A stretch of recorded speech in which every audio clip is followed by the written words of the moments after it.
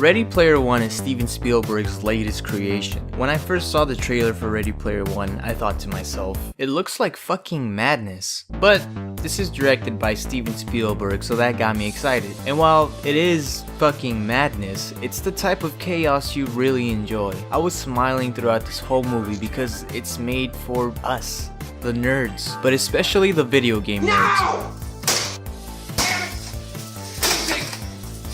I was naming every character I saw on the screen like a freaking 9-year-old. When I saw all these characters in the trailer, I was afraid it would just be used as a gimmick and get a bit tiring after a while. But I think Spielberg knew exactly how to implement these iconic characters in ways that will not only please the fans, but also create these awesome cinematic sequences, even though some are only for a few seconds. Of course, the CGI isn't realistic looking, but it isn't meant to be. The Oasis is this virtual world that is a video game world. So it makes sense that the CGI looks the way it does because they're in a video game. But I was still surprised with how smooth the CGI was. The facial features are very expressive and are able to carry a scene, and it actually kind of reminded me a bit of Avatar. There are a lot of video game references in the film, but you don't have to understand them all to still get the narrative of the whole movie. The movie never stops just to reference something, and I think that's really cool. I like that this movie is straightforward. It's not trying to be something it's not. It's just trying to have fun, and I enjoy that a lot. There was a lot of potential in the story for the movie to get dark, but it surprisingly didn't. There was a consistent lightheartedness to it all, which I think made for a great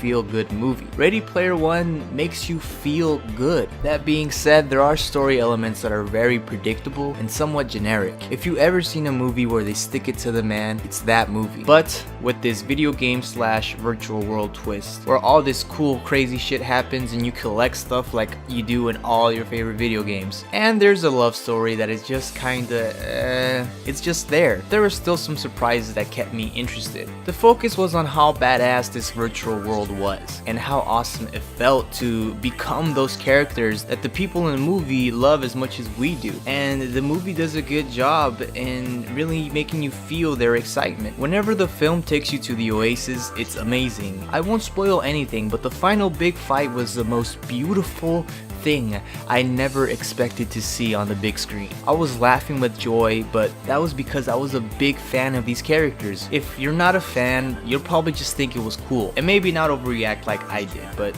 I don't know. Surprisingly, there was still a message in Ready Player One that I think is very relevant and really cool actually, and it doesn't leave you guessing. It slaps you in the face with it. I think it speaks to a large demographic that Hollywood doesn't usually reach, and I think the message was a very important one. Definitely speaks to me as a nerd, as someone who likes to stay inside. It speaks to me.